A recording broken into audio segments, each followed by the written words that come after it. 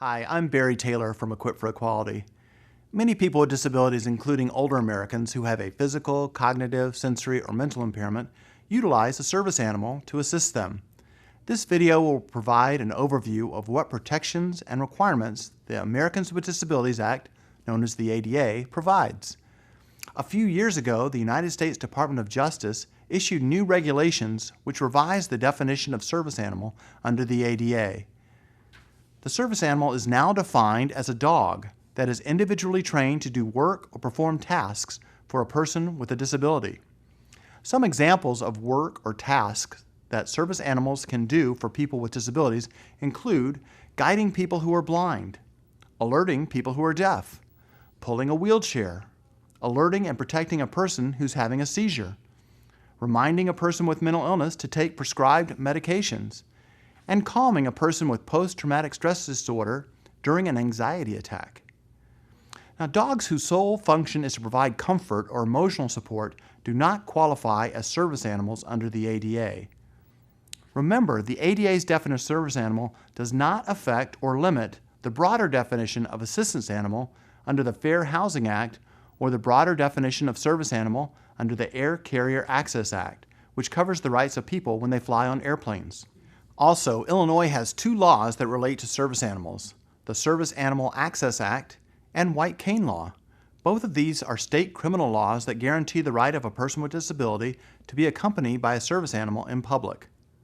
Now, under the ADA, state and local governments, businesses, and nonprofit organizations that serve the public generally must allow service animals to accompany people with disabilities in all areas of the facility where the public is normally allowed to go.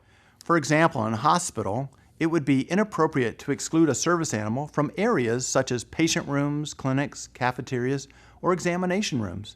However, it may be appropriate to exclude a service animal from operating rooms or burn units where the animal's presence may compromise a sterile environment.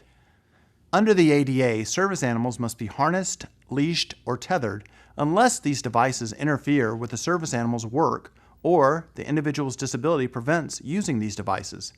In that case, the individual must maintain control of the animal through voice, signal, or other effective controls. One common question we get is, are there any limits on what questions can be asked about a service animal? When it's not obvious what service an animal provides, only limited inquiries are allowed. First, is the dog a service animal required because of a disability? And second, what work or task has the dog been trained to perform? You cannot be asked about your disability, required to provide medical documentation, be required to have a special identification card or training documentation for the dog, or be asked that the dog demonstrate its ability to perform the work or task.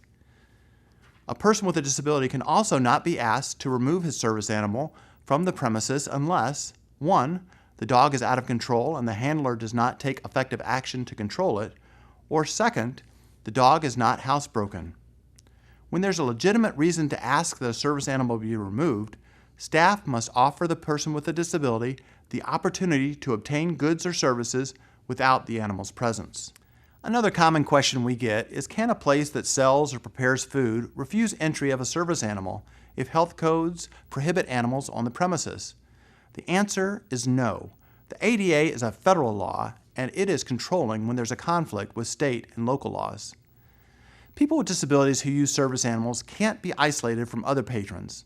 Also, they can't be treated less favorably than other patrons. And they can't be charged fees that are not charged to other patrons without animals. In addition, if a business requires a deposit or a fee to be paid by patrons with pets, like a hotel, it must waive the charge for service animals. If you'd like more information about service animals, the Department of Justice has developed materials that can be found at ada.gov. Or you can contact us at Equip for Equality at 800-537-2632 or go online at equipforequality.org. Thank you.